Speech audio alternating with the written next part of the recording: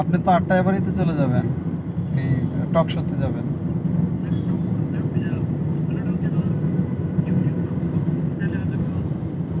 তাহলে একটু, তাহলে ওই ভাইরে একটু বলেন ভাই যে যেহেতু লাইভ হবে না, যেহেতু রেকর্ডিং হবে, বলেন যে 1 ঘন্টা পরে যাবেন। আচ্ছা তাহলে একটু ভাই 8টার দিকে আইসেন একটু কষ্ট করে ভাই, কারণ হচ্ছে ওই আমার সাথে গাড়ি তো ওনাকে বলে আনছি তো, আবার আপনার সাথে একটু ওয়েট করে এখানে চলে যাবো আর কি। আপনি তা 8:30টার দিকে চলে আসেন একটু, আমি 15 মিনিট আগেই বের হয়ে যাই বুঝছেন, একটু কষ্ট করে আজকে একটু চলে আসেন।